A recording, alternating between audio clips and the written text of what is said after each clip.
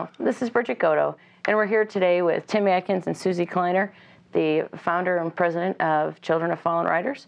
And we're here today to find out a little bit more about Children of Fallen Riders and what you guys do. How have you been?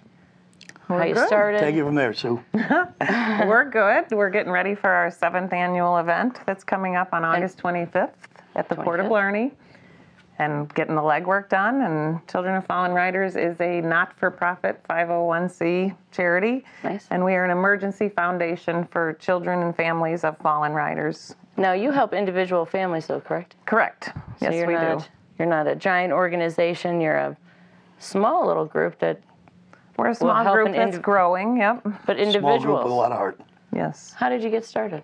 That would be Tim. Yeah, myself and Joe DeVork lost a very good friend, Al Robbins, in a motorcycle accident. And he didn't die right off. He broke his back, his neck, and went into a coma. And we had a ride for him, so when he came out of his coma, he'd have money. Well, 3 months later, he passed on us, and we gave the money to his kids. And we talked about it. We thought there was a need for that. No one was there to help him. Huh. And we started Children of Fallen Riders then. 2009, we brought Susie Kleiner in, the brilliant woman she is, and kind of taught us how to do things right. And turned into a 501c3. We're a corporate charity, and it's a wonderful thing. It's a great thing to be a part of, and everybody that's a part of us loves it as much as we do. It's a bittersweet charity. And you're not even just in Illinois anymore. No, we're nationwide. No, we've grown, and it's gone nationwide. We started having people send us money from different states that found us on the internet that helped people here, and people here help there, and it's turned into, Susie and I personally have been to Maryland to lead rides. We've personally been to Los Angeles to let a ride through Los Angeles to the Playboy Mansion. Wow. We've been to St. Louis. We've been all over the country with this, and got a lot of supporters, and it's turned out real good. That's awesome. We have our big event August 25th that we're looking for you to come out, And this is the Magic Carpet Ride. This is the yes, it is. 7th? 7th annual. Oh, that's awesome. And we'll be having a really nice time. Blues Festival. There'll be a lot of really nice stuff there. I mean, a lot of good people. Some of the people we've helped. Good A lot bands. of hearts. A lot That's of amazing. heart. Last year we had rain, and there was at least 275 motorcycles behind us. It was my first time last year. It was absolutely beautiful. The weather was not the best, and to see the turnout that you had was amazing. truly Not awesome. the best. It was raining when I got out of bed. But it was truly awesome. I mean, it was awesome, and the still people a packed house, still a beautiful ride. It was. For me, people it was that kept coming up to us said, "Oh, don't worry about the rain," and we were all just like, "Oh," kind of, put a damper on the day. But everyone said, "We're having a blast, and this is great to see all the people that came out even in the rain." So I can't imagine, this year it's going to be sunny and nice. So, when a rider has fallen and they need assistance, how would their family contact you? We usually get contacted either through word of mouth.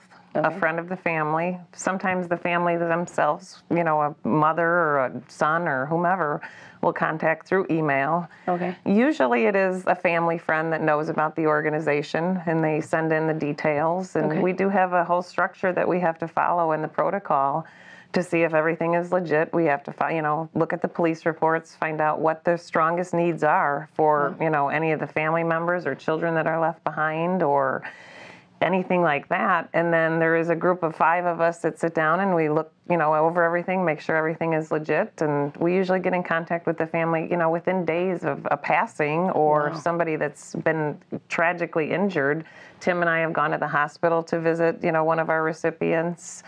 I had talked to the mother of one of our recipients, I think I didn't know this, and it was, a matter of 24 hours, and the woman didn't remember that conversation, but she's still a strong supporter. Wow. So it really is bittersweet to read these emails and find that, the tragedy it's just, you take it on, and you become part of that family then when you have the interaction. That's pretty amazing. It's very, very hard. I mean, I get up every morning and we see different people that died on motorcycles. We've lost three here in the last week or so. In the last 5 days, there have been 5 accidents, and 2 of the people have passed away, and we're working now with one of the families, and a family friend reached out that has been at our ride, and they said, they were not aware of you, and he left behind a 7-year-old daughter, and they're hoping to bring her to the run, and she said she doesn't know if it'll be too soon, but they said definitely, this was a man, he was 29 years old, and he was helping his parents, financially as well, so they don't know yet. And I said, well, we have, we can do school registration. We can, pay for clothes, or, if they need money to stay in their home, we'll do a mortgage or a rent. And it's really the strongest needs at that moment. It's just an emergency foundation. We step in the interim if somebody had life insurance, but they, that whole process takes so long.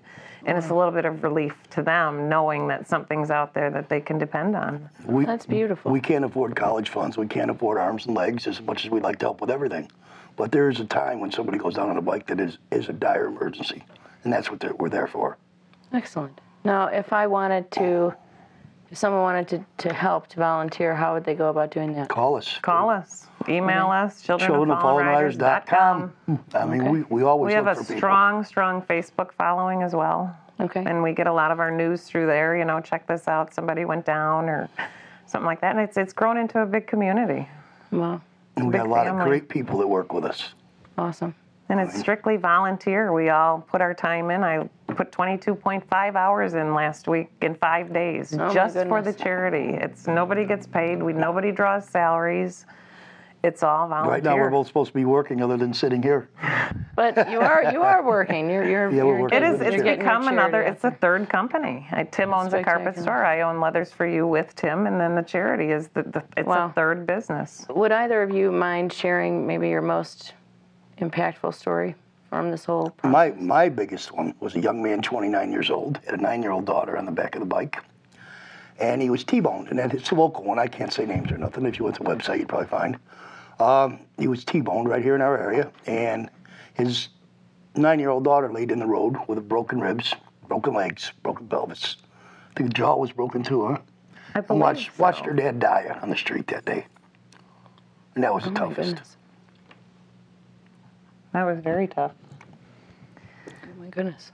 One of the most impactful ones for me was when I had heard through the grapevine one of my good customers had gone down, and he frequents the store, and you get to know people. They become family when they come into the leather store, and I had heard, so I started putting calls out, and he was too proud to come and ask for help. And I had said, put the message out there, have him call me. I left him several messages as well.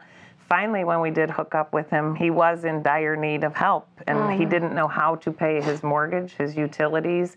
They had actually just moved, and he said he didn't know, and he was too prideful to ask. So we actually stepped in, and one of our volunteers delivered a check to him on Christmas Eve to pay off his mortgage or his rent for 3 months. And then when we had our winter event, and he did show up, he gave me the biggest hug and just said into my ears. She's crying, Sue. Yeah. He just held on and said, "Thank you for seeking me out. I didn't know what to do." And I mean, that's what it's all about. It's about helping people when you can. People helping people. Mm-hmm. Who would have thunk it? Yeah. That's beautiful. So, and that's how childrenofallenriders.com. And that's how we look, when we're reading the emails, and it becomes part of you, and sometimes you can't shake that off. This is amazing. Childrenofallenriders.com. 7th Annual Magic Carpet Ride, August 25th. Registration begins at 8. Be there.